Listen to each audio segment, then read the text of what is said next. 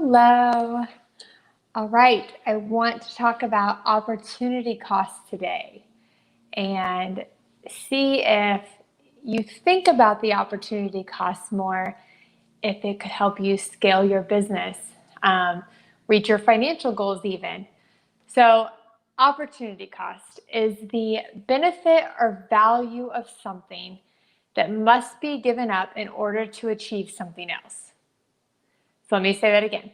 It's the benefit or value of something that must be given up in order to achieve something else. So a good example of this is recently they opened up an Andy's Custard close to our house. And I think the first weekend they were giving out free ice cream or something like that. I don't know what all the rules were, but it was the first so many people or whatnot.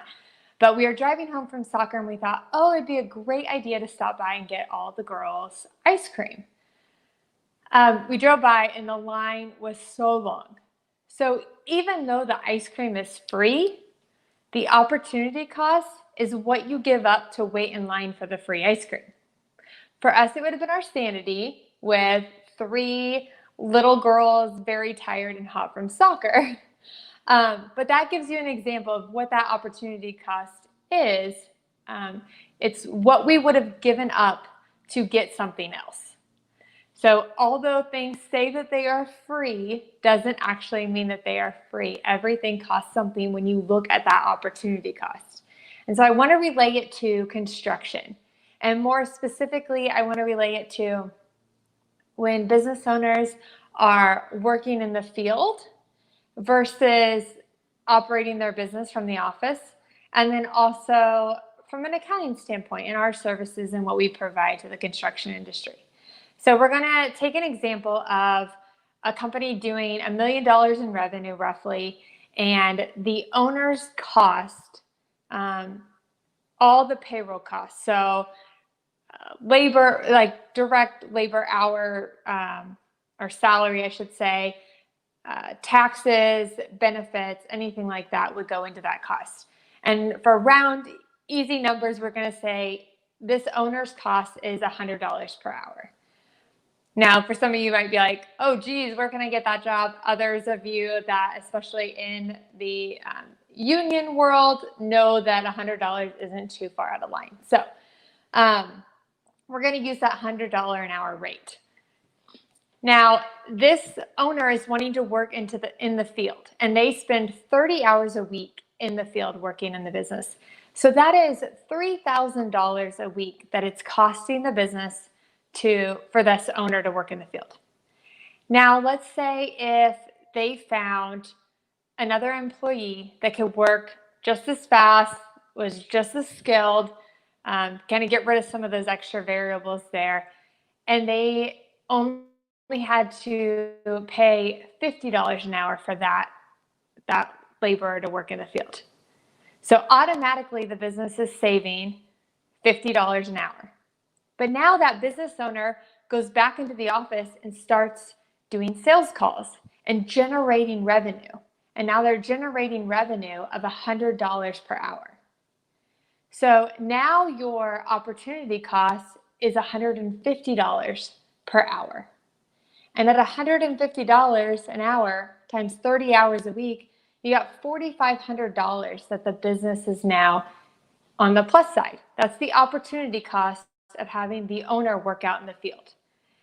Over a whole year, 52 weeks, I don't do the math in my head, I have it written down. It's $234,000 as an opportunity cost for having that owner work in the field, as long as they are generating at least $100 per hour that they're in the office. So now to take it into accounting purposes. And when you're first starting out your business, you wear a lot of different hats. So you might be working in the field when you first start out in your business. You're going to be doing accounting. You're going to do marketing and sales and every bit, taking out the trash. Like, you're going to do it all. But as you grow, as you continue to make more money, you should be able to hire some of these things out. And so figuring out where the opportunity costs are and what's going to best benefit your business is going to allow you to prioritize and strategically choose which things you're going to hire out first. So the first example was the field and getting the owner of the business out of the field. The second example is our services from an accounting standpoint. So when you're first starting your business, most owners are going to do their own accounting. And either that or they don't do it at all. And they put it off, and then we come into a mess. But for this discussion, talking about opportunity costs, let's say that they are doing it themselves. And they're not really skilled in accounting, so they don't really know everything there is to know about accounting. So it might take a little bit more time. So this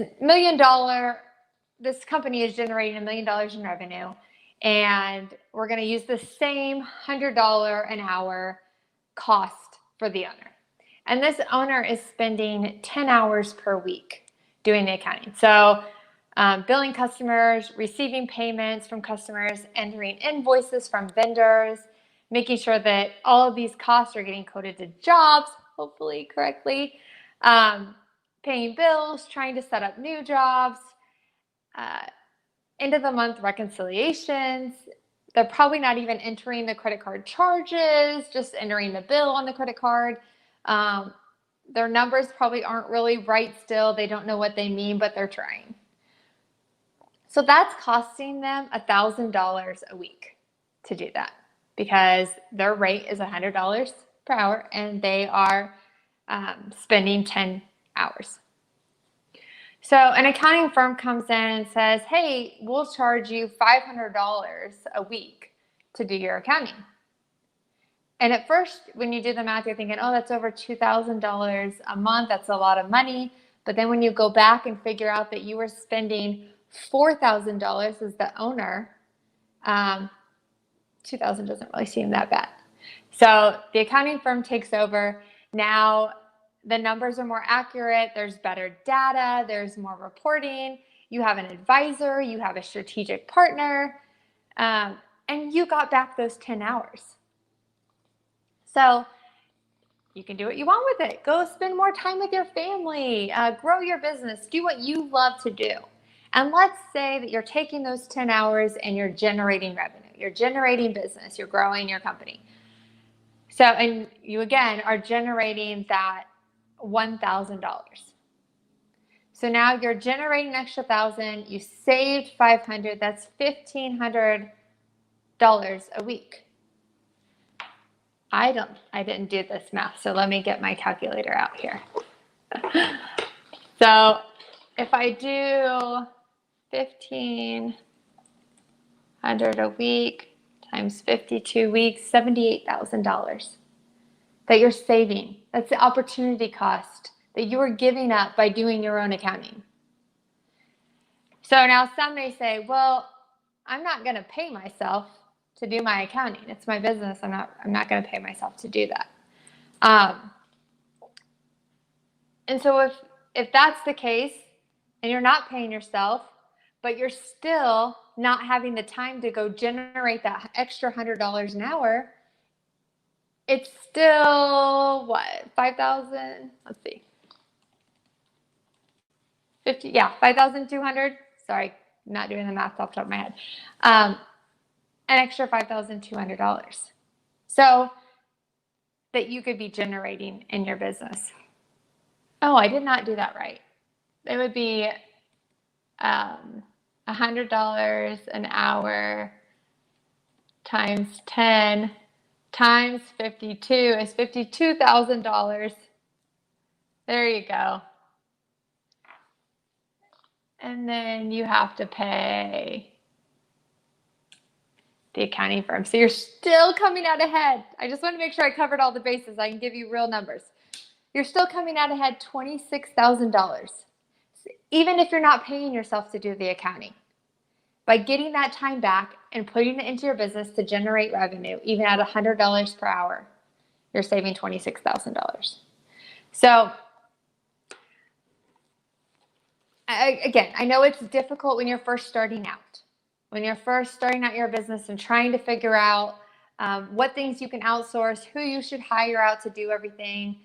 I would recommend wearing all the hats and doing everything yourself in the beginning, because if you don't have the money, if you don't have the funds coming in, I don't recommend really going to get a loan for that. So, but once you start having money coming in, revenue being generated, look at these opportunity costs and take those into account when you are figuring out what positions you should be hiring, what steps you should be taking. The only way that you are going to scale your business, and maybe you're fine doing a small amount for your business, but if you're really wanting your business to grow, if you're really wanting to scale your business, the only way to do it is to get out of the field. You have to be in the office. You have to be running this company.